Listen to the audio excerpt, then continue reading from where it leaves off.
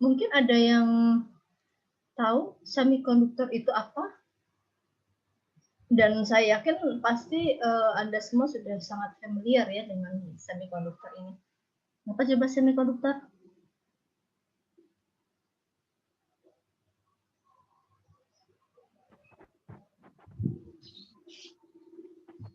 Ada yang bisa jawab?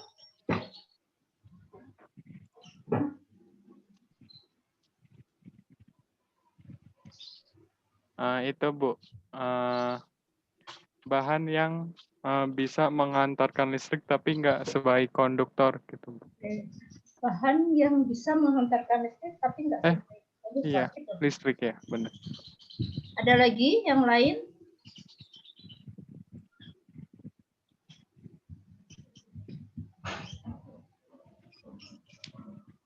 Kurang lebih sama Bu kayak Amar Bu. Ada lagi? Bahan Karena saya nggak penghantar pakai listrik headset, ya saya di tengah-tengah antara konduktor dan isolator, Bu. ulang kenapa? Bahan penghantar listrik yang efektivitasnya di tengah-tengah antara konduktor dan isolator. Baik. Ada lagi yang lain?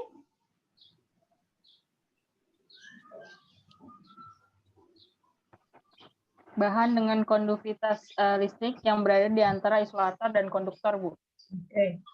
Bahan ya. Nah, kira-kira dari 1, 2, 3 yang paling mendekati yang mana?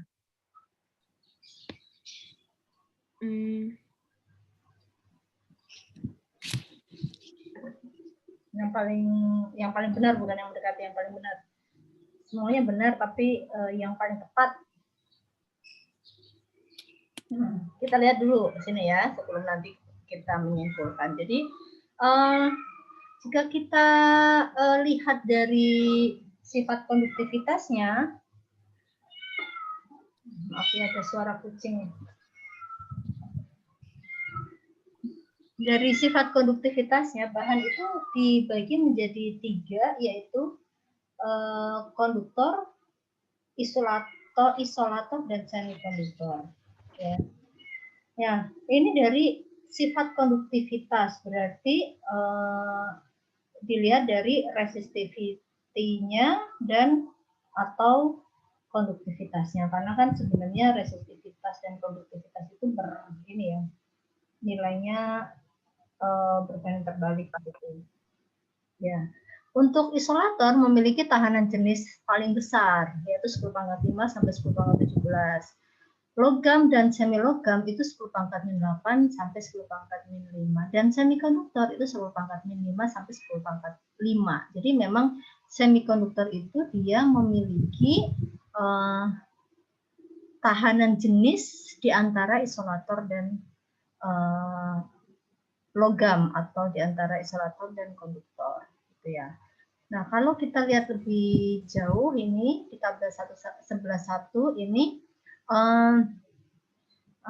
beberapa material yang masuk ke dalam metal atau logam, kemudian paduan semikonduktor dan isolator. Ini kira-kira ya nilainya di rentang ini gitu ya.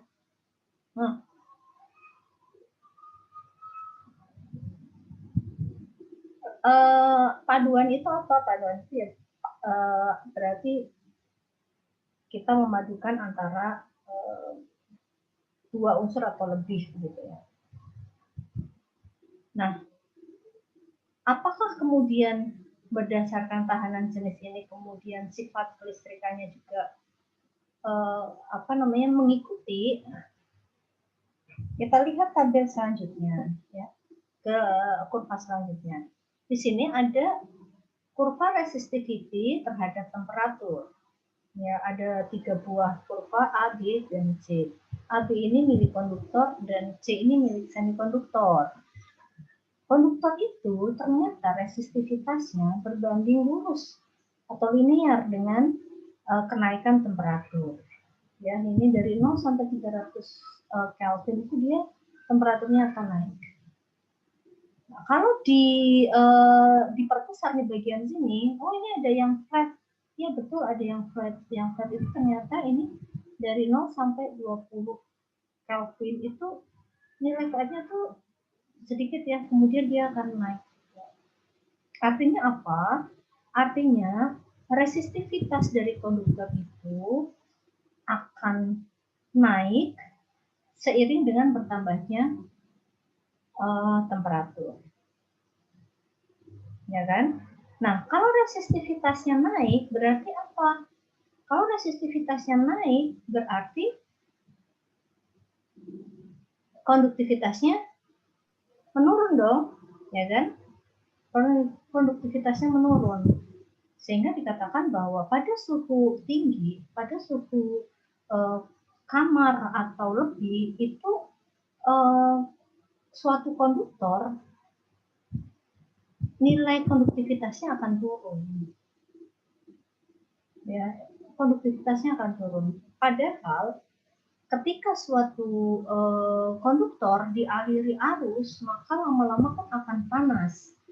Nah, semakin lama semakin panas, konduktivitasnya semakin turun dan dia menjadi atau daya hantarnya berkurang.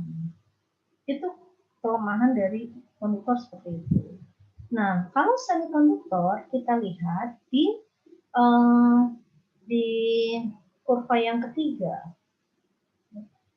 resistivity dari konduktor semikonduktor itu berbanding terbalik terhadap kenaikan temperatur. Ya, pada 0 Kelvin itu resistivity sebuah konduktor memang sangat tinggi dan ketika seperti ini semikonduktor tidak bisa menghantarkan arus.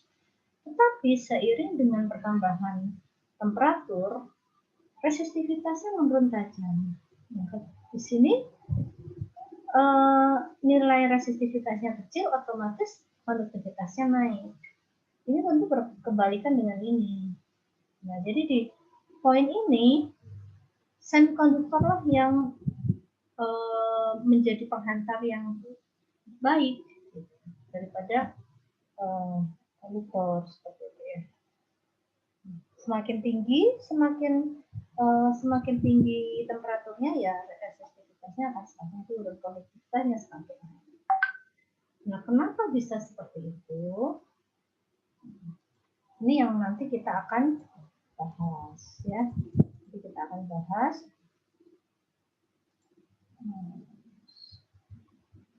Jadi ini berdasarkan teori atom, kita tahu pada saat belajar fisika dasar 2 bahwa atom itu kan terdiri dari inti atom dan elektron. Ya, elektron itu dia berada di lintasan-lintasan tertentu menurut Bohr. Setiap lintasan ini ya memiliki energi, kuanta energi.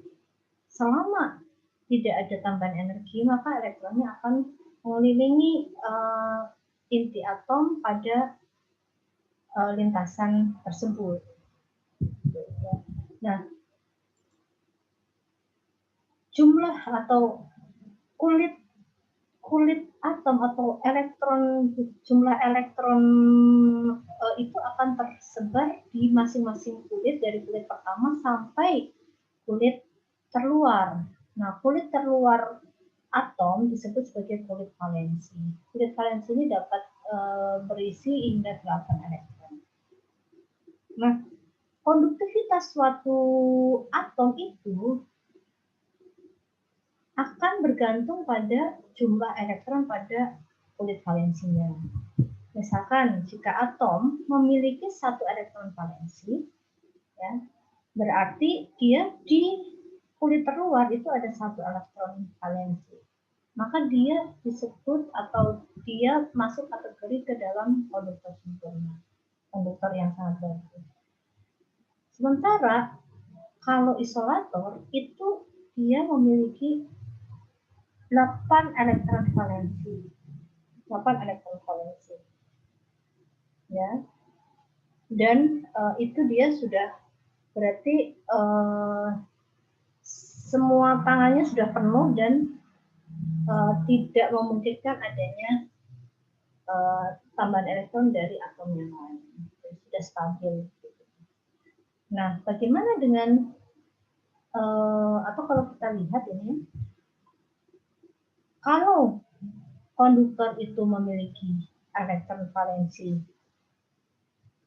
1, 2, begitu ya, atau 3, tetapi kalau isolator itu elektron valensinya 8, artinya semakin sedikit jumlah elektron valensi, maka konduktivitasnya akan semakin tinggi, ya kan? Semakin banyak elektron valensi, maka sifat isolatornya semakin tinggi.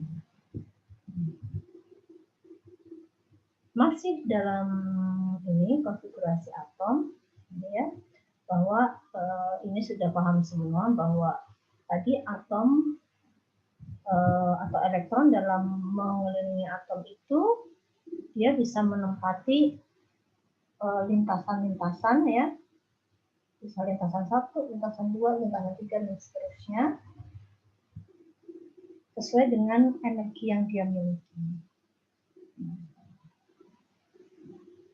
Pada lintasan 1 atau disebut sebagai kulit K ini ya, ini jumlah elektron yang paling banyak atau aturan konfigurasi elektron di masing-masing kulit ini memenuhi ini nih,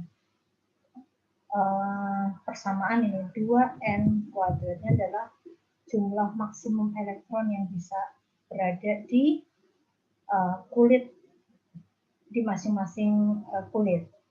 Ya. Jadi kalau misalnya saya punya ini punya berapa namanya? Ini punya 20, maka si elektronnya akan tersebar di kulit 1, 2, 3, dan 4. Gitu ya, dengan konfigurasi 2, 8, 8, dan 2. Nah, sekarang kita lihat ada atom yang bernama germanium. Ya. Atom germanium ini memiliki 32 proton di inti atomnya. 32 proton. Ya. Gitu. Kemudian elektronnya bagaimana? Nah, elektronnya tersebar di kulit 1 itu 2 elektron, kulit 2 itu 8 elektron, kulit yang ketiga itu 18 elektron, dan kulit yang terluar yang keempat ini ada 4 elektron. Nah, kalau kita lihat berarti si atom germanium ini memiliki 4 elektron valensi. 4 elektron valensi. Ya. Apakah dia termasuk konduktor? Tidak. Apakah dia termasuk isolator? Tidak. Isolator kan tadi 8. Ya. Ada atom lain juga. Ya, ini tadi valensinya 4 ya. Kemudian ada atom lain juga namanya silikon. Nah, inti atom silikon ini memiliki 14 proton. Elektronnya tersebar di orbit pertama 2 elektron, orbit kedua 8 elektron, orbit ketiga atau yang terkeluar itu 4 elektron. Sama dengan germanium, ternyata dia memiliki elektron valensi 4. Dan dia bukan termasuk konduktor dan juga bukan termasuk isolator. Dia memiliki 4 elektron valensi. Ya. Nah, dari sini ini kita bisa juga tulis atau buat gambar core diagramnya ini dengan menyebutkan bahwa oh ini elektron terluarnya ini ada 4 gitu. Nah, kita tadi bahas ada silikon dan germanium masing-masing memiliki elektron bebas atau elektron di kulit valensi itu 4. Dan keduanya ini masuk ke dalam bahan semikonduktor. Ya. Jadi kalau dilihat dari struktur atomnya, ternyata semikonduktor itu memiliki atau atom yang memiliki 4 elektron valensi. Nah, 4 elektron valensi ini tidak bukan merupakan konduktor ataupun isolator yang baik. Jadi dia kalau misalkan kenapa dia diklasifikasikan sebagai semikonduktor, yaitu karena tadi secara struktur atom dia itu tidak berada di golongan konduktor atau tidak berada di golongan isolator. Nah, bagaimana nanti semikonduktor bisa bersifat sebagai konduktor? Kita bahas. Ini adalah bahan semikonduktor yang sudah kita bahas tadi, ya, ada karbon, ada silikon, dan ada germanium. Apakah cuma 3 bahan ini saja? Ternyata tidak. Ya, untuk yang intrinsik, ya, atau elemental itu memang ketiga tadi Si, Ge, dan C. Tetapi yang merupakan semikonduktor paduan itu berarti buatan begitu ya, itu sangat banyak. Dan sampai sekarang itu penelitian tentang material maju, advance material ya, untuk menemukan bahan-bahan semikonduktor itu sangat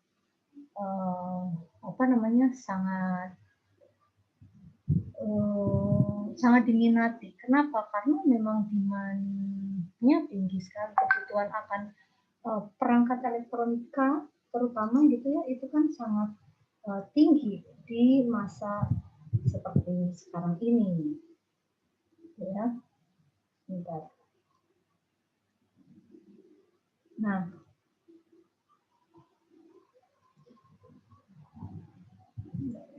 maaf.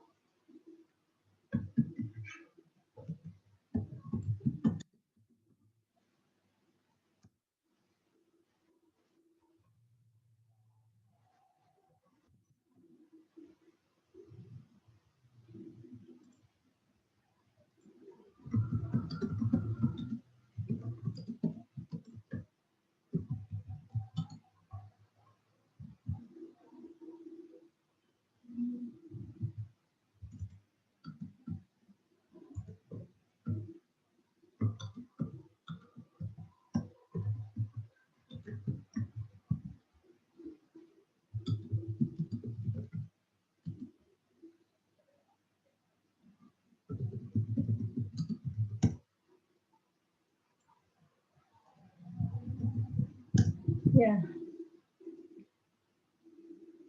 masih kelihatan ya. Nah, jadi kebutuhan akan bahan-bahan semikonduktor itu begitu tinggi.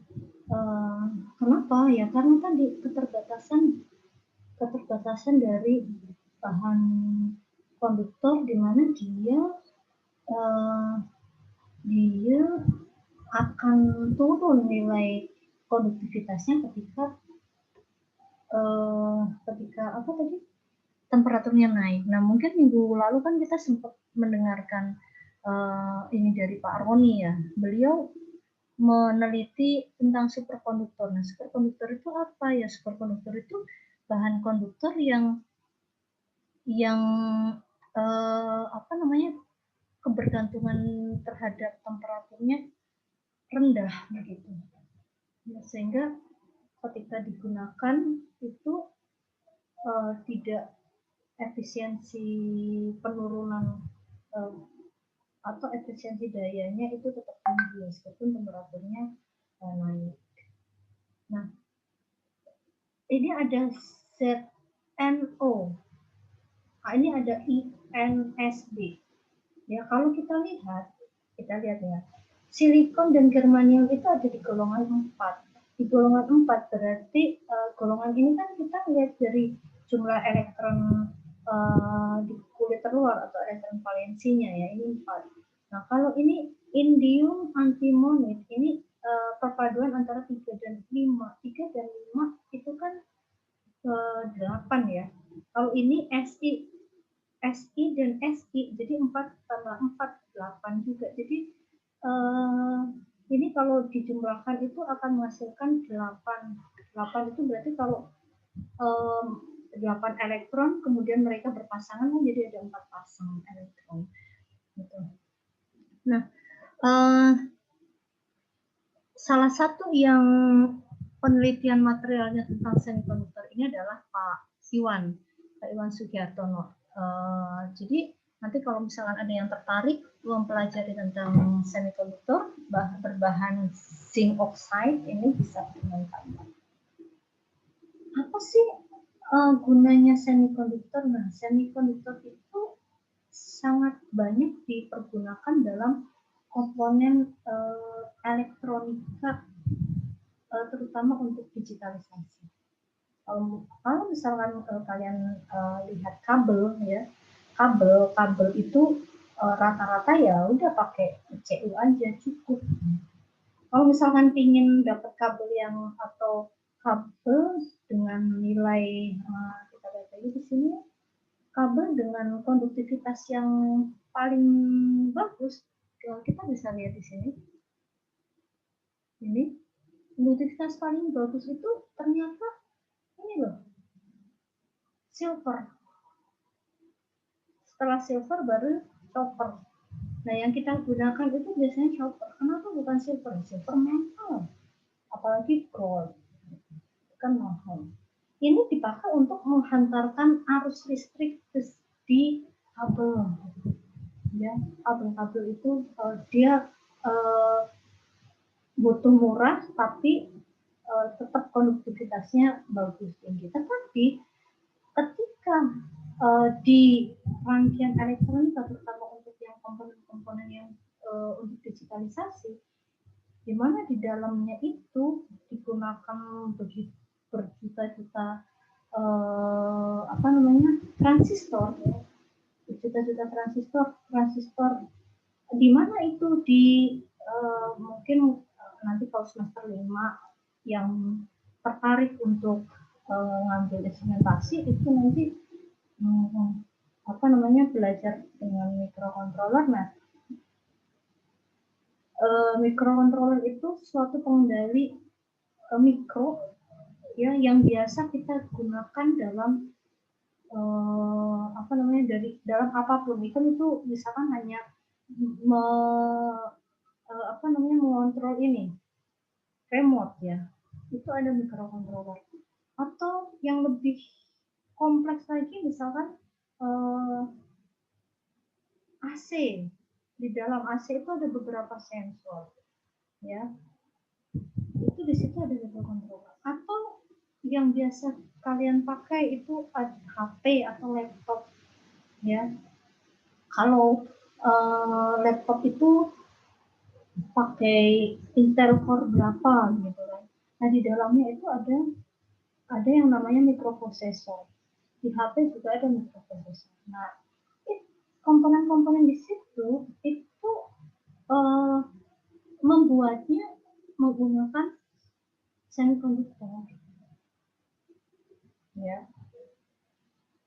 Kalau kenapa sekarang prosesornya bisa kecil-kecil tapi kemampuannya bisa sangat advance, bisa sangat yang bisa dikontrol bisa sangat banyak dibandingkan dulu ya. Dulu itu mikroprosesor itu hanya 4 bit.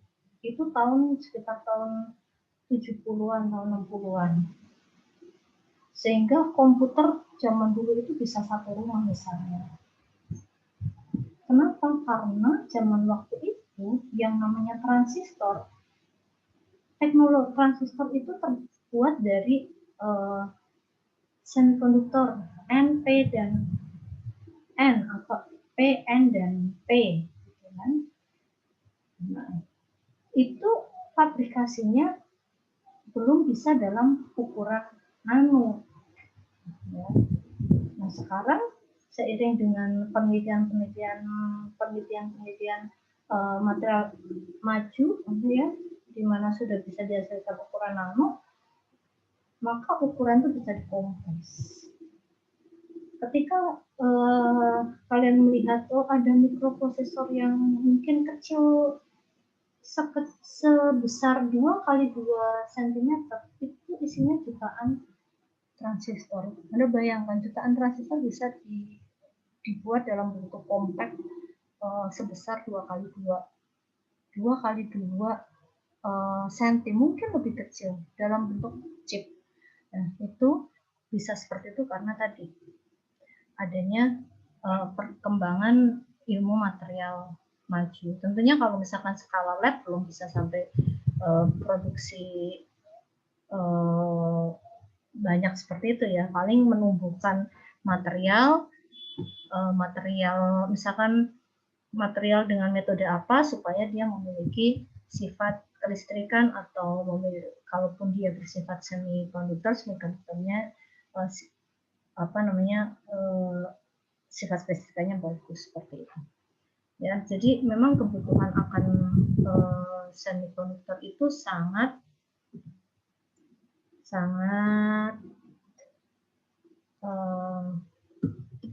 tinggi.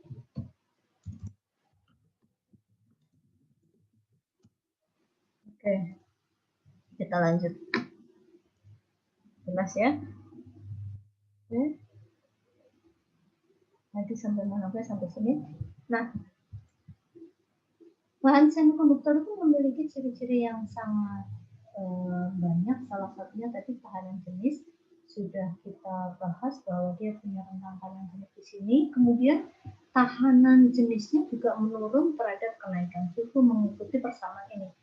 Rho T ya, rho tahanan jenis sama dengan rho 0 E pangkatnya beta per T. Beta itu suatu konstanta. Nah, kalau tahanan jenis logam bisa dibandingkan, persamaannya ini yang biasa kalian pelajari di fisika dasar gitu ya, bahwa tahanan jenis suatu logam itu meningkat atau berbanding lurus dengan pertambahan temperaturnya. Ingat ini dalam Kelvin. Tahanan jenis suatu semikonduktor juga sangat bergantung pada impuritas. Impuritas itu berarti doping ya. Kemudian cahaya yang menyinari medan listrik dan medan induksi magnetik. Dan pengukuran koefisien Hall dan tahanan jenis memberikan pembawa muatan yang berpolaritas negatif dan positif. Ini dari pengukuran koefisien Hall-nya bahwa nanti akan ada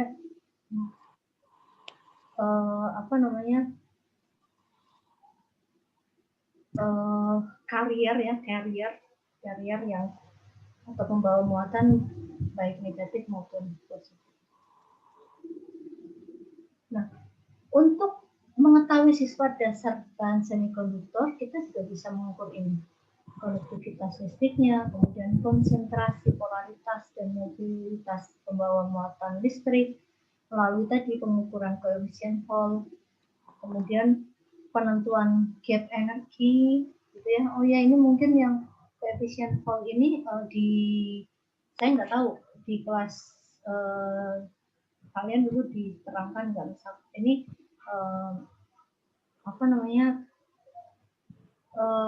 ilustrasinya adalah kalau saya punya koefisien Hall itu, kalau saya punya suatu logam ya atau suatu bahan gitu, kemudian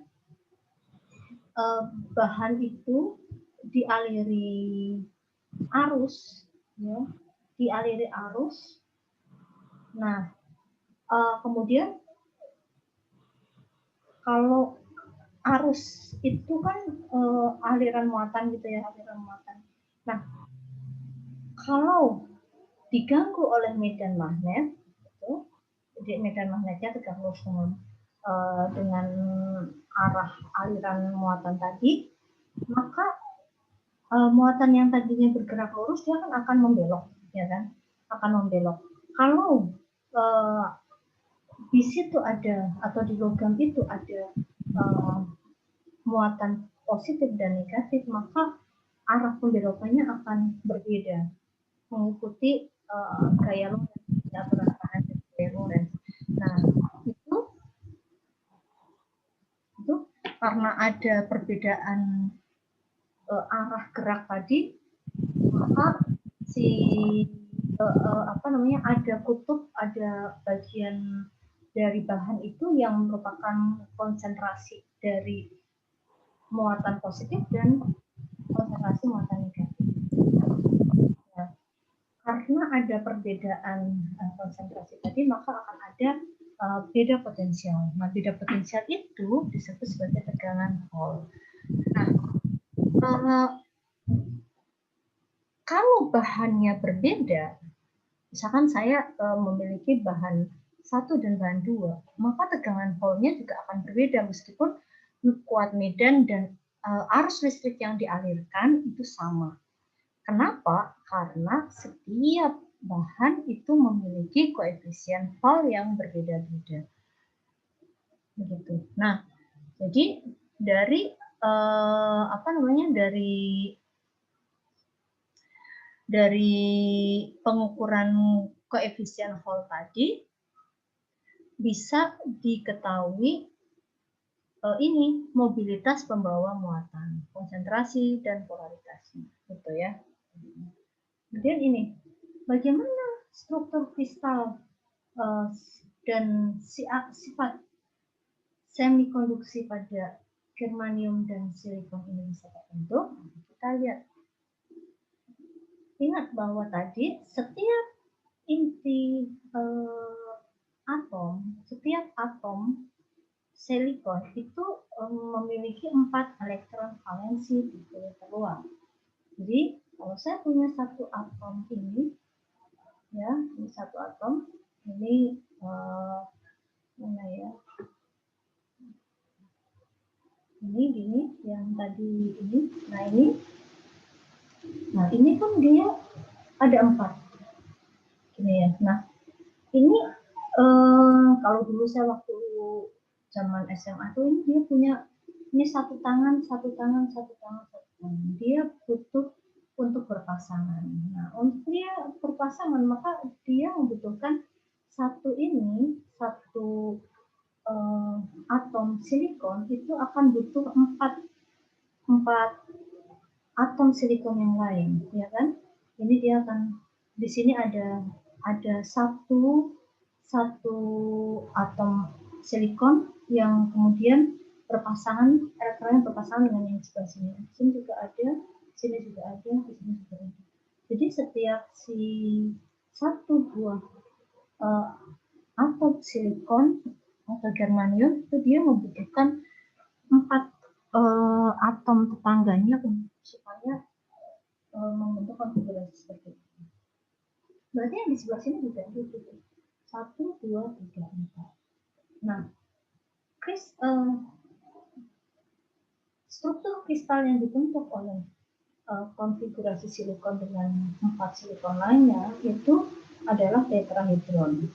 Ya, tetrahedron. Ikatannya ini ikatan kovalen seperti itu. Ya. Jadi di sini dia sudah berpasangan. Ya, ini. Nah, lalu bagaimana dia bisa bersifat, atau kalau kita lihat ini ya di sini, ketika dia sudah berpasangan seperti ini, berarti dia sudah stabil dong, seperti halnya isolator. Nah, lalu bagaimana dia bisa jadi konduktor? Nah, tadi ikatan-ikatan ini adalah ikatan kovalen yang mudah sekali rusak ketika ada gangguan energi thermal. Jadi kalau ada panas, ada kenaikan temperatur, apa yang terjadi? Elektron ikatan kovalen di sini akan putus. Dan ketika putus, akhirnya si elektronnya tadi akan lepas menjadi elektron bebas. Nah, lalu kita lihat di sini, ya, ketika tadi elektronnya berada di di kulit valensi tadi ini, ya, di sini ini artinya elektron terluar tadi ada di kulit valensi. Kemudian posisinya tadi kan sudah stabil karena sudah ketemu dengan pasangan dari pasangan elektron dari atom silikon yang lain. Dia ada di sini. Kita atau ke valensi ini, band kita valensi gitu ya. Nah, terus ketika ada tambahan energi thermal, apa yang terjadi? Yang terjadi adalah elektron-elektron yang ada pada pita valensi ini, dia akan meloncati ini celah energi atau energi gap. Kenapa bisa diloncati? Karena dia memiliki energi yang cukup untuk meloncat ke sini. Dan celahnya juga masih bisa dilewati. Nah, ketika melompat ke atas menjadi elektron bebas, berarti dia berada di bidang atau di pita konduksi. Nah, yang tadi berpasangan ini kan tadi udah berpasangan. Ketika keluar, berarti di sini kan ada tempat kosong. Ada tempat kosong. Nah, tempat kosong ini namanya hole. Hole ya. Namanya hole. Lubang. Jadi, hole ini apakah bisa loncat? Enggak, dia hanya tempat kosong. Jadi, ya udah akan tetap di pita valensi saja. Yang ke konduksi itu yang elektron saja. Jadi elektron bebas itu tadi adanya di pita konduksi. Nah, ini adalah energi gap antara isolator, semikonduktor, dan konduktor. Anda bisa lihat bahwa kalau isolator ini energi gapnya sangat tinggi, gitu ya, sangat lebar. Sementara kalau konduktor ini nempel. Dan konduktor itu tadi kan dia elektron valensinya 1, gitu kan? Elektron valensinya 1. Ya. Berarti dia ada di mana? Ada di sini. Di sini. Tapi untuk menjadi elektron bebas, untuk pindah ke konduksi, pita konduksi, itu sangat mudah. Tapi kalau semikonduktor, dia butuh energi, berupa energi thermal, salah satunya. Bisa juga tadi pakai penyinaran, atau pakai medium listrik, atau pakai tekanan, gitu. Gitu. Jadi, kenapa yang tadi sudah membentuk suatu kristal tadi bisa dari isolator kemudian dia bisa jadi konduktor, itu karena tadi ikatan kovalennya dia sangat mudah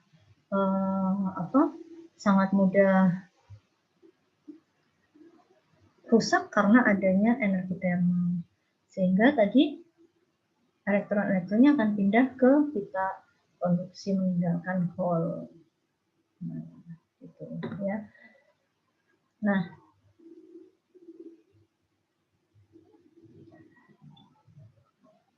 ini adalah gambar dari proses keluarnya atau berpindahnya elektron dari pita valensi ke pita konduksi. Ini ada satu elektron bebas dan meninggalkan satu hole. Nah, di sebelah sini dia ada lagi nanti kan, dia tadi akan membentuk konfigurasi dengan 4 atom silikon di sekitarnya, dan sama ketika ada energi thermal dia akan putus dan akan lepas. Ya, meninggalkan hole. Nah, ini adalah kristal murni. Kristal murni itu berarti dia terdiri dari C saja, atau Si, atau Ge ini. Ini ketika lepas, proses dari lepas sampai dia akan masuk ke hole yang lain, itu butuh waktu. Nah, waktunya namanya ini, waktu hidup atau lifetime. Ya, lifetime. Gitu. Jadi ini kalau kita lihat tadi semikonduktor yang terdiri dari kristal murni itu tadi kita sebut sebagai semikonduktor intrinsik, ya, atau pure semikonduktor, ya, pure semikonduktor. Nah, pada temperatur rendah, semikonduktor intrinsik tadi bersifat sebagai isolator. Kenapa? Ya karena tadi ikatan tetrahedron tadi kan dia atomnya sudah atom stabil gitu ya. Tapi nanti ketika dikenai energi luar, maka baru ada elektron bebas. Ya, elektron bebas yang berfungsi atau dia sifatnya sebagai pembawa muatan. Ya. Nah, apakah pembawa muatannya cuma elektron bebas saja? Hole juga termasuk ke dalam pembawa muatan. Ya. Kenapa disebut sebagai pembawa muatan? Karena tadi hole itu tadi yang nempel di hole itu akan berbeda-beda elektronnya. Nah, kalau kita lihat ini, misalkan ya, saya punya sebuah logam semikonduktor, itu semikonduktor intrinsik, artinya kristal murni, begitu. Kemudian dihubungkan dengan sumber tegangan, ya, sumber tegangan. Nah, maka ini sumber tegangan di sini kan akan mengalir mengalir elektron, ya, elektron dari kutub negatif ke sini. Ujung sini. Nah, akibatnya elektron ini kan akan terganggu. Elektron bebas, ini elektron bebas yang ada di sebelah kanan ini, dia akan menjauhi ini, menjauhi kumpulan elektron yang ada di sisi sebelah sini. Nah, ini geser ke kiri, masuk satu. Nah, terus geser ke kiri, dia akan kemana? Nah, dia akan mencari hole yang kosong di sebelah kirinya. Kemudian lepas lagi, diisi lagi elektronnya, jadinya dia akan bergerak dari ini polaritas negatif ke positif. Nah, pergerakan hole-nya bagaimana? Hole-nya sebenarnya kan diam aja, tapi karena dia diisi elektronnya itu dari sebelah kanan, gitu. Kanan, berarti kan hole-nya itu sini kosong, sini penuh gitu kan ya. Jadi seolah-olah aliran hole-nya itu jadi berlawanan arah dengan aliran free elektron. Nah, kalau tadi kita sudah kenal adanya semikonduktor intrinsik, ya, sekarang ada yang lain lagi yaitu semikonduktor ekstrinsik. Semikonduktor yang sebenarnya merupakan perpaduan dari dua atau lebih mungkin ya bahan atau atom atau unsur begitu. Ya.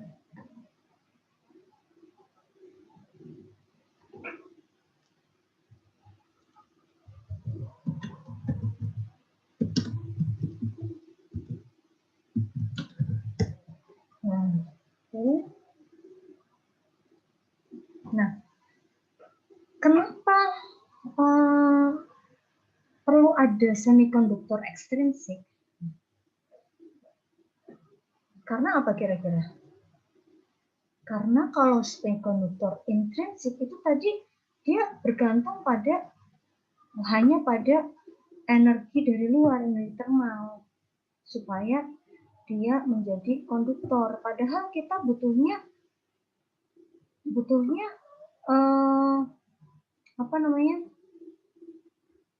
supaya semikonduktor itu mudah jadi konduktor. Nah, mudah jadi konduktor itu artinya apa?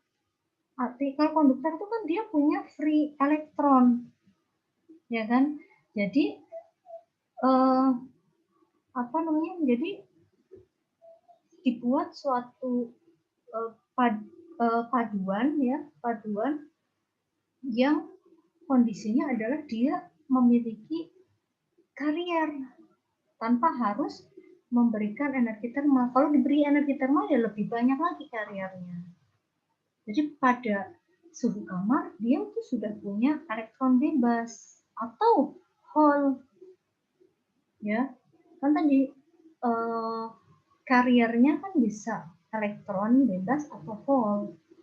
Jadi ingin menciptakan suatu semikonduktor di mana di suhu kamar pun dia sudah punya elektron bebas atau sudah punya hole. Caranya bagaimana? Ya caranya dengan memadukan dua buah unsur yang supaya dia kelebihan elektron atau kekurangan elektron. Kekurangan elektron kan kelebihan hole ya, kelebihan elektron atau kelebihan hole. Ya. Jadi intinya adalah gimana supaya nanti si semikonduktornya ini tidak harus dikasih energi termal, tapi pada suhu kamar pun sudah memiliki karier. Gitu. Caranya gimana? Caranya kalau ingin meningkatkan free elektron, berarti dia harus menambahkan atom, ya, menambahkan unsur yang memiliki atom pentavalen. Artinya dia kelebihan elektron bebas. Berarti kan dia punya 5 elektron di kulit terluar. Atau kalau misalkan ingin kelebihan hole, berarti tambahkan saja atom yang di golongan 3. Gitu. Atom di golongan 3. Sehingga kalau misalkan ini saya lihat ini ada silikon tadi C dan Ge yang sudah kita bahas, dia punya 4 elektron valensi. Kalau saya tambahkan dengan ini golongan 5 berarti kan ini punya 5, ini punya 4, berarti kan ada 1 elektron yang tidak punya pasangan. Nah, itu sebagai elektron free elektron. Nah, sementara kalau saya mengkombinasikan antara golongan 4 dan 3, ini maka akan ada elektron yang tidak berpasangan. Ini kan ini dia 4, ini 3, berarti ada 1 elektron yang tidak berpasangan, atau ada 1 buah hole. Ada 1 buah hole untuk masing-masing atom, gitu kan ya. Nah, kalau banyak atom berarti kan hole atau elektron bebasnya bisa sangat banyak. Nah, dia yang fungsinya sebagai karier. Gitu. Nah, ini seperti ini. Semikonduktor ekstrinsik itu nanti ada 2 tipe, yaitu N dan P. N itu artinya kalau muatan bebasnya yang mayoritas adalah elektron. Ya. Bagaimana caranya? Ya tadi caranya adalah dengan mendoping. Mendoping itu berarti ini tadi silikon didoping dengan atom bervalensi 5. Jadi masing-masing ini kristal ini akan ada satu elektron bebas. Nah, ini juga sebelah sini nanti dia akan ketemu lagi, akan ada satu elektron bebas. Ini semikonduktor tipe N. Nah, kalau dopingnya adalah atom bervalensi 3, maka ini ya akan ada satu elektron yang tidak memiliki pasangan, atau elektron yang tidak punya pasangan tadi itu dia bersedia menerima elektron lain. Ini berarti di sini ada hole. Akan ada banyak hole, sehingga hole ini bersifat sebagai mayoritas dan elektron bebasnya bersifat sebagai minoritas. Semikonduktor seperti itu namanya semikonduktor ekstrinsik tipe P. Ya. Nah, ini kita lihat ya, tipe P dan tipe M bedanya apa? Kalau tipe P berarti ini yang mayoritas adalah hole, dan tipe N berarti yang mayoritas adalah pembawa muatan negatif elektron gitu ya. Nah, di dalam semikonduktor partikel yang mengantarkan arus adalah elektron dan hole. Arus dalam semikonduktor itu ada dua macam, yaitu arus difusi dan arus drift. Arus drift ini terjadi karena adanya medan listrik. Jadi pergerakan partikel-partikelnya itu terjadi sebagai respon dari medan listrik luar. Nah, sementara diffusion current ini terjadi karena adanya perbedaan konsentrasi. Di mana ada konsentrasi yang lebih tinggi, maka akan ada aliran arus difusi dari konsentrasi tinggi ke konsentrasi yang rendah. Nah, kedua arus tersebut nanti akan saling menjumlahkan menjadi arus utama. Ya. Nah, ini adalah drift current. Jadi, kalau kita memiliki suatu bahan, kemudian di dalam bahan tersebut kan tadi banyak ini ya partikel-partikel gitu, kemudian kalau diberi medan listrik, caranya dengan memberi menghubungkannya dengan sumber tegangan, maka akan ada aliran elektron ya, atau akan ada medan listrik yang arahnya dari mana coba, kutub positif ke kutub negatif baterai ya, dan aliran elektronnya itu akan mengalir berlawanan dengan medan listrik. Nah,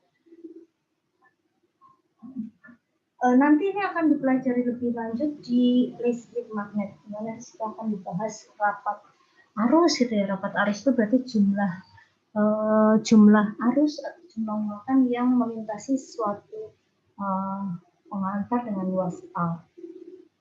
Nah,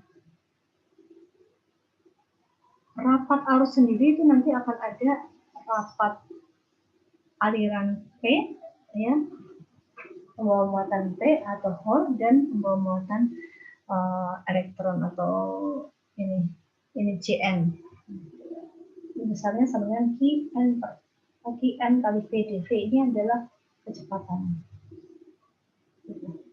Nah, drift current ini sesuai dengan aturan dari Ohm, gitu ya, karena arah arusnya adalah searah dengan electric field. Kemudian yang kedua adalah ini diffusion current. Nah, ini diffusion current ini merupakan aliran dari pembawa muatan dari konsentrasi tinggi ke konsentrasi yang rendah. Gitu. Dia akan persamaannya ditentukan dari ini D, tahu D apa D? D ini nih, diffusion coefficient, kemudian eta-nya adalah konsentrasi, kemudian ini nabla itu apa?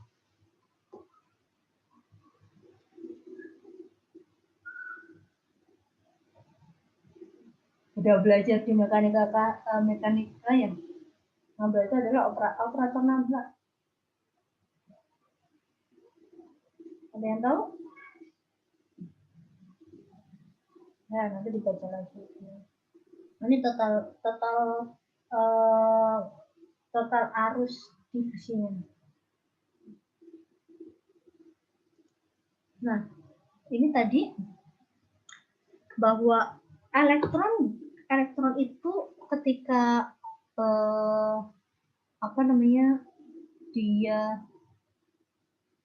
dia berada di konduksi band, berarti dia dinamakan sebagai free elektron. Tapi kalau hole itu tetap adanya di konduksi di peta valensi. Nah, ini kalau ada yang hitam-hitam itu berarti dia berpasangan gitu, berpasangan elektron yang berpasangan. Dan kalau misalkan dia meninggalkan pasangannya, berarti dia akan menghasilkan hole yang dia siap menerima elektron bebas dari tempat lain atau dari pasangan lain. Nah, kita belajar semikonduktor itu untuk apa? Untuk apa sih? Ada yang tahu? Tadi untuk apa?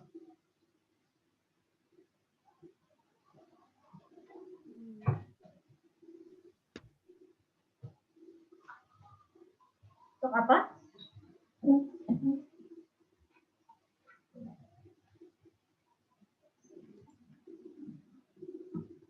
Semikonduktor yang dibahas di sini cuma sebentar, ya, cuman berapa, 1 jam saja, 60 menit saja. Kalau misalkan mau belajar khusus tentang semikonduktor, dulu saya mengambil mata kuliah teknologi semikonduktor itu dengan almarhum Prof. Sukirno. Beliau salah satu ahli semikonduktor di di ITB. Nah, itu bukunya, karena zaman waktu saya kuliah kan belum ada e-book ya. Jadi kalau beli buku, kalau mahasiswa itu ya mahasiswa itu dihalalkan lah beli buku di fotokopian gitu. Jadi saya nggak tahu mahasiswa zaman sekarang apakah punya buku atau enggak, tapi kan kalian dimudahkan dengan e-book. Artinya e-booknya di print atau tidak. Kalau saya tuh buku-buku zaman kuliah itu masih banyak, karena memang dulu harus bukan ngeprint ya, kita beli aja, kita datang ke fotokopian besar. Kalau di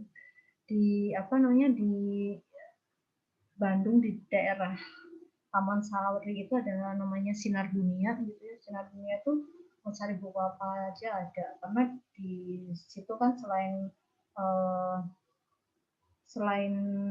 kampus ITB itu ada kampus Unisba, kemudian ada beberapa kampus yang lain, ada Pasundan gitu. Jadi buku ekonomi, buku kedokteran, buku apa itu ada versi bukan fotokopian, mungkin fotokopian ya. Jadi misalkan ada orang ini fotokopi ini, terus nanti dia akan memperbanyak, udah input dengan hardcovernya. Jadi kita beli. Kalau zaman dulu itu belum ada ini kalau nyetak itu masih pakai hardcover gitu ya. Nah, buku teknologi semikonduktor saya itu pengarangnya TZE. Itu tebelnya berapa ya? Mungkin ada 10 cm kali. Jadi lumayan kalau misalkan dibawa ke kampus gitu, harus bawa ke kampus itu setebal itu. Itu harus diselesaikan dalam waktu 1 semester. Jadi kalau mau belajar semikonduktor itu nggak cukup satu jam seperti sekarang ya. Ini hanya pengenalan saja karena kita nanti akan membahas komponen yang menggunakan semikonduktor, yaitu salah satunya yang pertama adalah dioda. Ya, dioda. Nah, saya yakin di praktikum juga sudah ada. Dioda itu apa?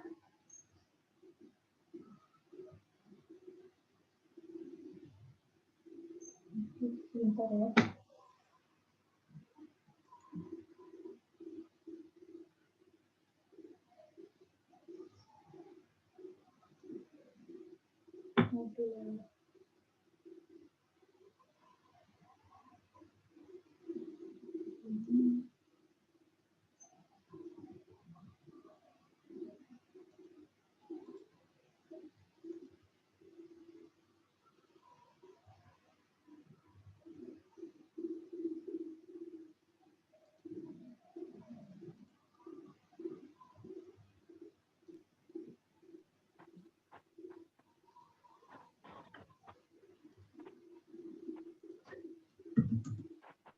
Ibu, Ya, izin menjawab, dioda itu komponen elektronika yang terdiri dari dua kutub yang berfungsi menyerahkan arus.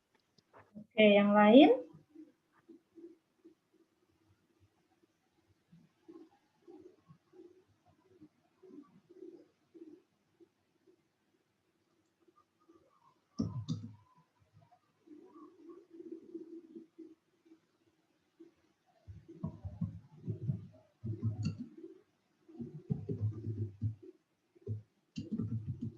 Ada lagi?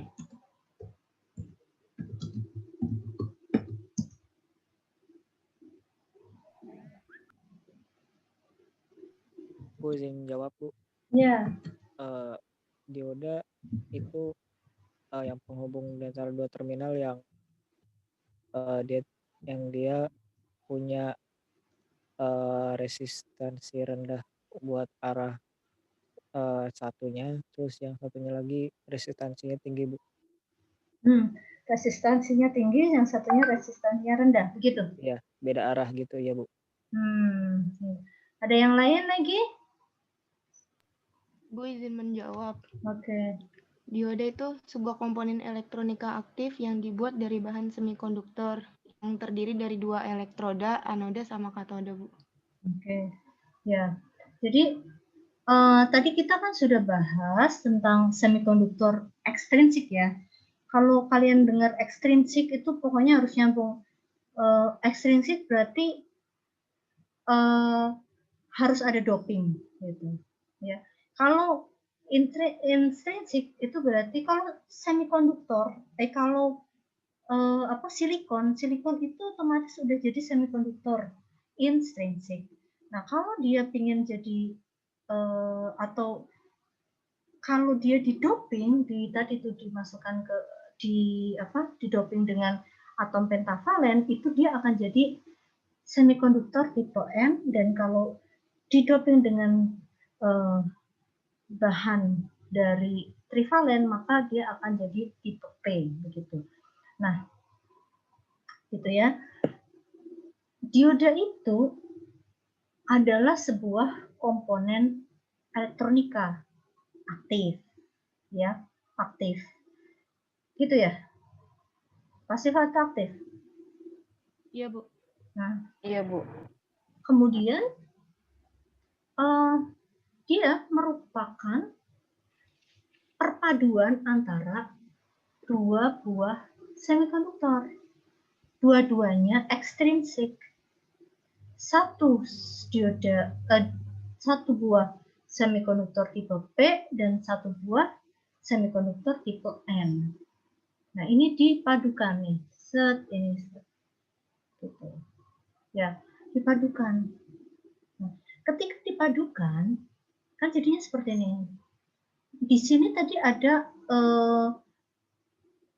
carrier hole dan di sini ada carrier elektron bebas, free elektron.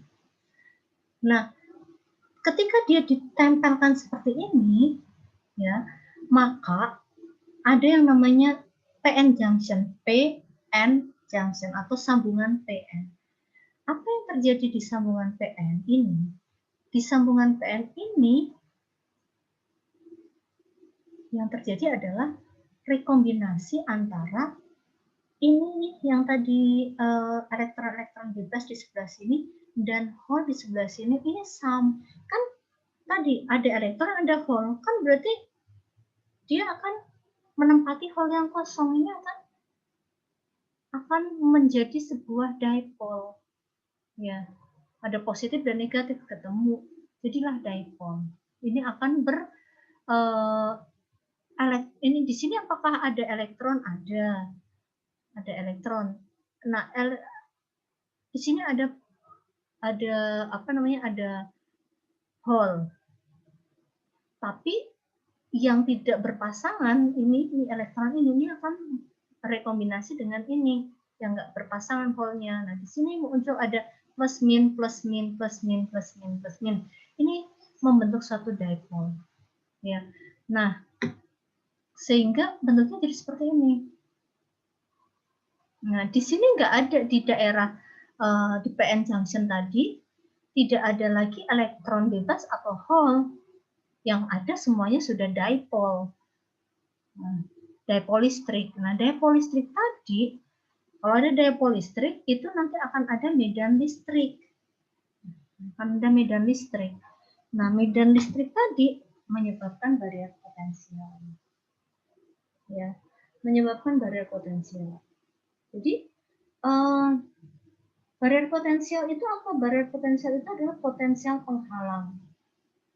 Di mana ini nggak bisa ke sini, ini nggak bisa ke sini, kecuali nanti ada pengganggu dari luar.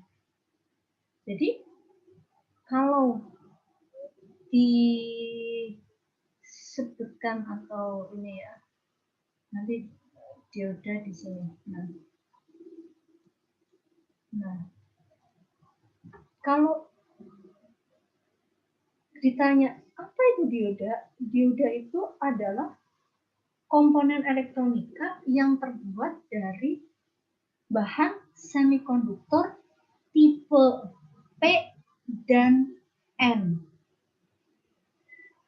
di mana di antara P dan N tadi ada apa? Depression layer. Ya kan, ini depression layer, daerah pengosongan yang isinya adalah dipole listrik yang mempunyai barier potensial. Udah cukup sampai situ aja.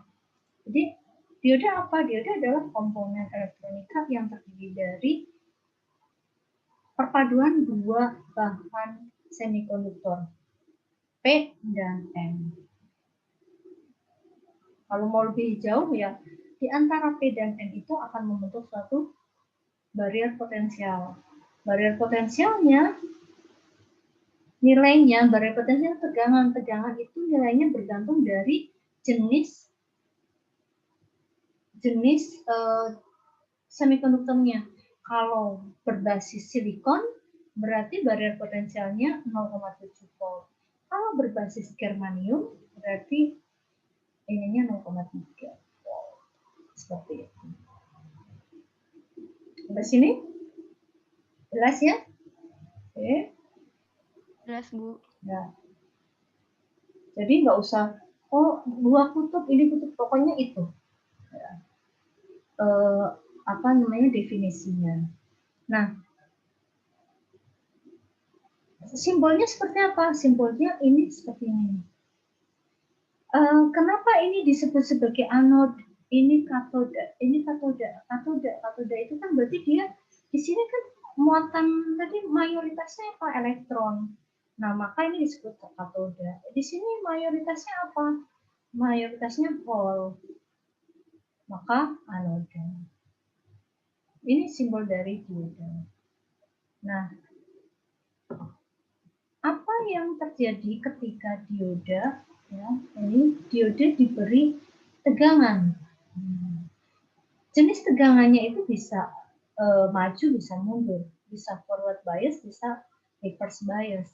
Forward bias itu maksudnya apa? Forward bias maksudnya kalau kutub positif dari dari sumber tegangan itu bertemu dengan anoda dan kutub negatif dari tegangan bertemu dengan katoda. Nah, kalau terjadi seperti ini, maka elektron-elektron dari kutub negatif sumber tegangan ini kan akan mengalir ke sini, akan numpuk di ujung sini di katoda. Nah, sehingga di sini kan tadi ini elektron, yang hitam-hitam ini elektron, yang ini yang hole.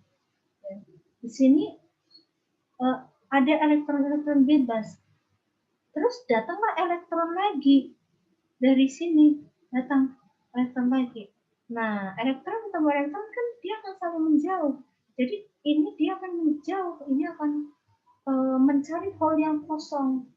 Ini mendesak set, cari hole yang kosong, dia loncat. Nah, ketika sumber tegangannya lebih besar dari barrier potensial, misalkan ini tadi sumber tegangan pakai baterai 1,5 volt, ini barrier potensialnya 0,7, maka sumber tegangannya lebih besar dari barrier potensial, maka si elektron ini bisa menembus daerah kekosongan ini menuju ke sini.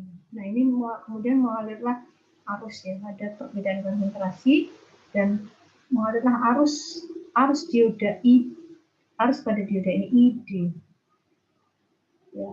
Bagaimana kalau diberi bias mundur? Bias mundur maksudnya apa? Maksudnya kebalikan dari bias maju. Anoda ini bertemu dengan sumber tegangan berkutub negatif dan katoda berkutub positif. Apa yang terjadi? Yang terjadi adalah ini. Elektron tetap mengalir ke sini. Nah, di sini yang banyak adalah hole. Yang banyak adalah hole. Maka hole-nya pada lari ke kiri.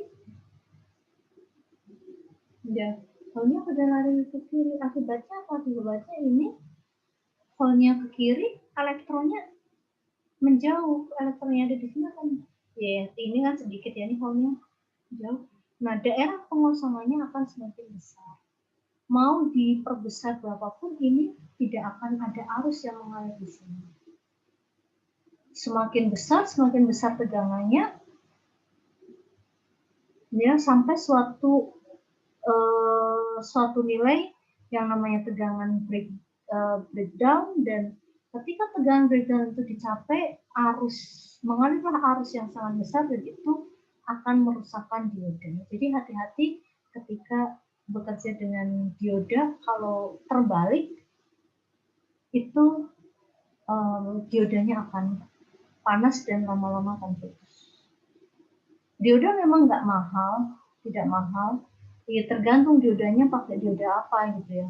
Nanti dioda macam-macam kan. Kalau dioda satu yang tipe ini, yang biasa dipakai di lab, ya nggak terlalu mahal. IN 4001G ini nggak terlalu mahal, murah kok. Gitu. Jelas sampai sini ya. Jadi bagaimana cara mengalirkan arus pada dioda? Pertama, harus dikasih forward bias. Kedua, tegangannya harus lebih besar dari barrier potensial. Nah, kita bisa membentuk suatu grafik karakteristik dioda. Ya, caranya bagaimana? Caranya tadi, misalkan ini dari kurva yang ini kita naikkan jumlah kita misalkan pakai variabel tegangan, variabelnya kita naikkan dari mulai 0 ya hingga misalkan 5 volt seperti itu.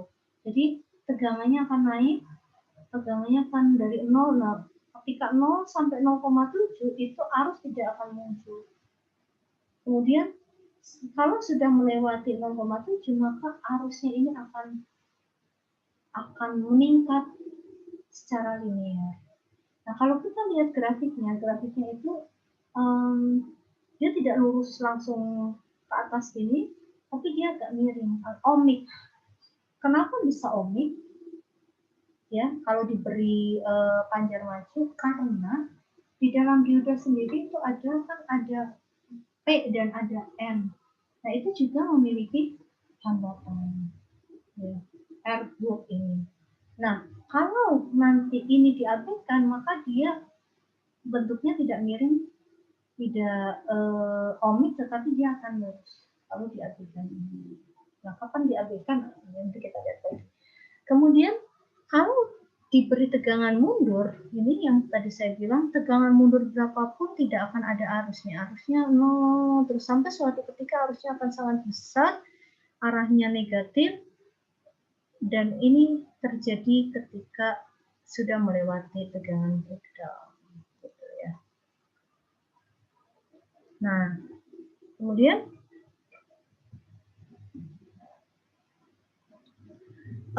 dari sini kita bisa menentukan garis beban dioda. Apa itu garis beban dioda? Garis beban dioda adalah suatu kurva yang yang digunakan untuk mengetahui nilai atau daerah kerja dari dioda itu. Bagaimana cara membuat grafik tadi? Kalau grafik yang sudah kita bahas ini kan karakteristik dioda. Nah, kalau ini kita gunakan kurva seperti rangkaian seperti ini. Ini ada sumber tegangan, ini ada RS, ini ada dioda. Nah, kemudian kita atur sumbernya pakai tegangan,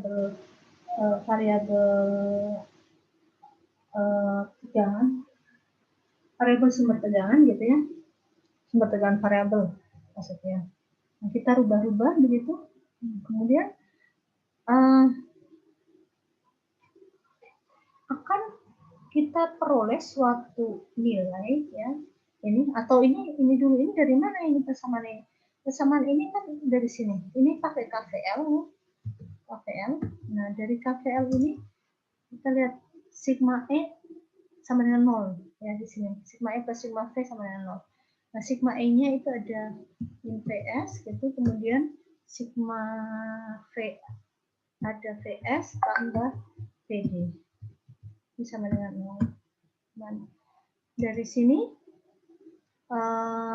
VS-nya ini VR. Ini VR gitu. Ini VS-nya saya pindahin ke kanan gitu. Atau begini. VR itu apa? VR adalah I kali R itu. Ini subscribe ya. Terus ditambah dengan VD. Okay. Ini sama dengan VS. Nah, kalau ini persamaan IR tambah V sama dengan VS, berarti kan I-nya sama dengan ini, VS min V per RS. I adalah arus dioda, ya, V adalah tegangan dioda, dan RS adalah ini, hambatan. Nah, nilai E ini tentu akan berubah-ubah seiring dengan perubahan nilai VS, nilai V. Nah, nilai I ini akan maksimum ketika V-nya sama dengan 0. I maksimum itu sama dengan VS per RS. Nah, VS per RS tadi ya, ini I maksimum di mana nilainya sama dengan VS per RS ini dinamakan sebagai I saturasi. Apa itu I saturasi? I saturasi adalah arus jenuh maksimum yang terjadi selama tegangan dioda sama dengan 0. Ya, ini I saturasi. Nah, kalau di rangkaian tersebut tidak mengalir arus, maka V dioda akan sama dengan ini ya. Jadi slide sebelumnya, kalau I tidak mengalir, maka kan VS sama dengan V. Nah, nilai tegangan dioda sama dengan tegangan sumber itu sebagai VK. Ya, VK. Kalau kita menghubungkan ini, titik ini, dan ini, maka ini disebut sebagai garis beban dioda. Ya, garis beban dioda. Kemudian kalau kita gabungkan dengan kurva ini, karakteristik dioda, maka kita akan peroleh suatu titik pertemuan namanya titik Q. Nah, ini adalah titik kerja dioda. Gitu. Kenapa titik Q ini disebut titik kerja dioda? Karena dari titik Q ini kita bisa tahu, bisa tarik garis set ke bawah, berarti ya, atau ke kiri, berarti kita tahu, oh ini yang mengalir dioda, dan ke bawah ini tegangan diodanya. Gitu. Dan sebaiknya memang di Q tersebut kita mengoperasikan. Ya, nah ada 3 pendekatan ketika kita menganalisis sebuah rangkaian dioda. Ada yang pertama pendekatan ideal, yang kedua pendekatan aproksimasi kedua, dan aproksimasi ketiga. Nah, dioda ini kalau dianggap sebagai saklar ya, saklar itu maksudnya apa? Ketika dioda itu diberi panjar maju, maka arus akan mengalir. Panjar maju dan sumber tegangannya harus lebih dari barrier potensial. Oh maaf, kalau untuk di dioda di ideal itu barrier potensialnya dianggap 0. Biasanya dioda dianggap ideal ini kalau sumber tegangannya beberapa kali lipat dari berpuluh-puluh kali lipat atau mungkin 100 kali lipat amannya gitu ya dari tegangan penghalang. Maka kita anggap bahwa diodanya ideal. Jadi kalau ada tegangan forward maju, forward bias, maka saklar pasti akan tertutup. Dan kalau reverse bias, maka saklar pasti akan terbuka. Terbuka itu artinya tidak ada arus gitu ya. Kalau reverse bias kan berarti arus tidak mengalir. Dan itu kenapa dioda itu juga dipakai dalam saklar elektrik. Ya, kalau kita tahu saklar itu kan cedek on off itu manual gitu kan saklar. Tapi kalau kita belajar tentang elektronika digital nanti di semester 4 itu nanti akan ada saklar, ada switching. Nah, salah satu yang menghasilkan switching elektrik itu adalah dioda. On ketika diodanya dialiri forward bias dan off ketika reverse bias. Gitu. Ya. Nah, kalau pakai kalau pakai tegangan DC sih dia forward terus, tapi kalau nanti AC itu ketika dia polaritasnya negatif berarti itu forward bias, otomatis nanti off gitu ya. Nah, itu dioda ideal itu berarti tidak memperhitungkan barrier potensial dan bulk resistance. Nah, bagaimana kurvanya seperti ini. Pokoknya kalau dia forward bias langsung set naik arus. Kalau reverse bias berarti dia 0. Itu aja.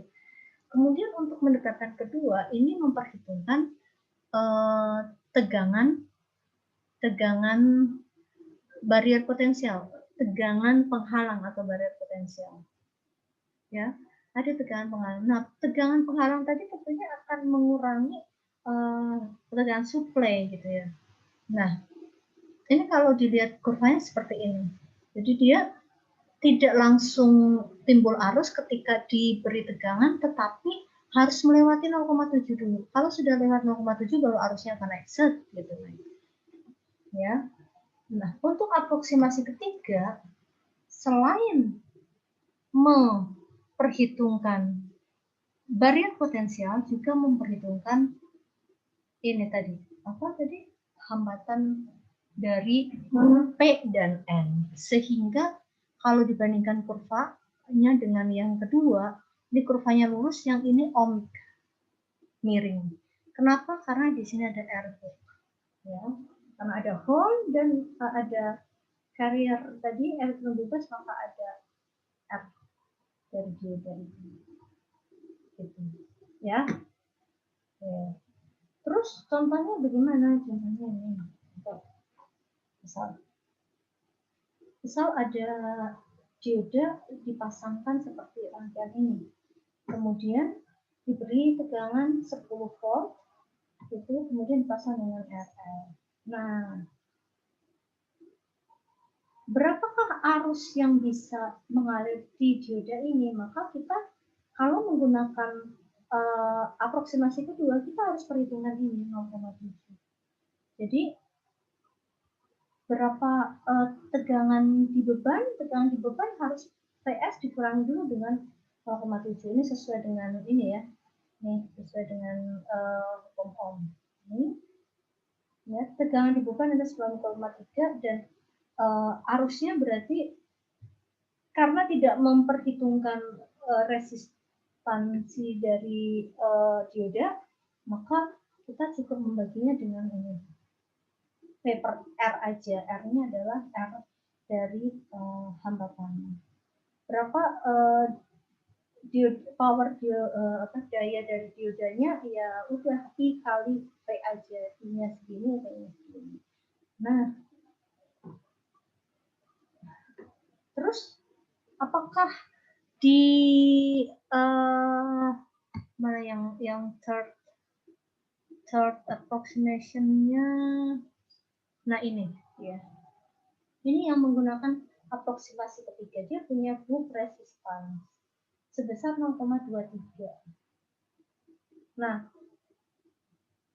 kalau ada group resistance, berarti kita harus memperhitungkan ini KVL-nya. Min VS, ini ya, ini. Min VS plus VD, ini 0,7 karena pakai silikon, terus plus VR hook, ini kan di sini ada VR hook, kemudian plus VRL, ya. Kemudian ini dari sini ini kan bisa dibuat ini gini. VR hook itu ada di dalam dioda ini. Ini kan seri dengan RL-nya, maka arusnya sama ini. Saya masukkan nilai dari R hook-nya 0,23 ditambah 1000. Maka I-nya adalah ini. I-nya adalah 10 dikurangi 0,7 dibagi ini ditambah ini. Nah, hasilnya ini 9,3 dibagi 1000,23. Nah, 1000,23 ini kan tidak terlalu signifikan ya, tidak terlalu signifikan. Pasti hasilnya juga akan sama dengan 0,0093 sekian. Nah, masih 0,0093. Itu berarti sebenarnya bisa diabaikan. Jadi kalau ini RB-nya itu terlalu kecil, kalau RB-nya misalnya nih RB-nya 0,23 tapi RL-nya 10 ohm, ya itu nggak bisa diabaikan. Ya. Kapan bisa diabaikan? Ya kira-kira kalau misalkan memang nilainya itu tidak memberikan beda yang signifikan. Terus di sini ada satu contoh ya, penggunaan Thevenin, rangkaian Thevenin dalam dioda. Kan dioda tidak selalu langsung rangkaian sederhana seperti ini, tidak. Dia pasti bagian dari suatu rangkaian yang kompleks.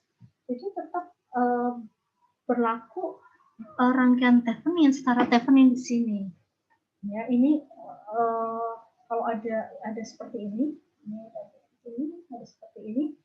Kemudian diminta mencari load voltage, load current, dan diode power.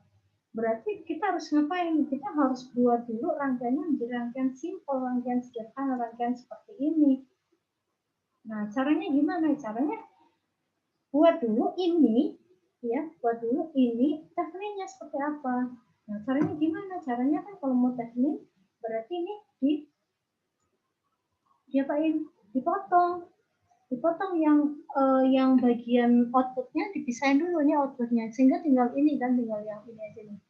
Nah tinggal yang ini baca lagi Thevenin kalau seperti ini berarti Theveninnya ini kalau ada ini ground itu artinya ini sama aja ini di garis set gitu.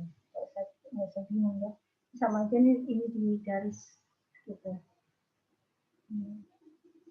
Terus berarti Thevenin mana? Thevenin adalah V open circuit. Ini di sini rangkaiannya kan ini jadi open circuit.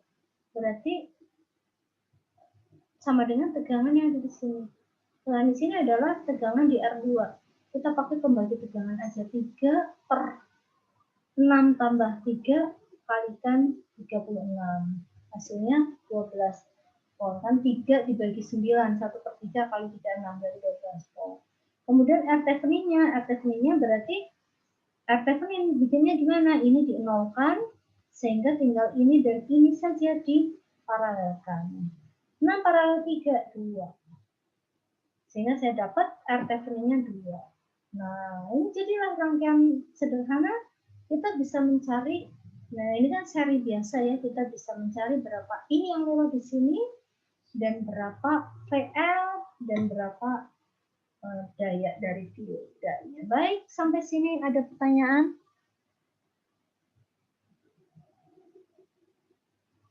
Cukup jelas ya? Iya Bu, cukup jelas. Baik.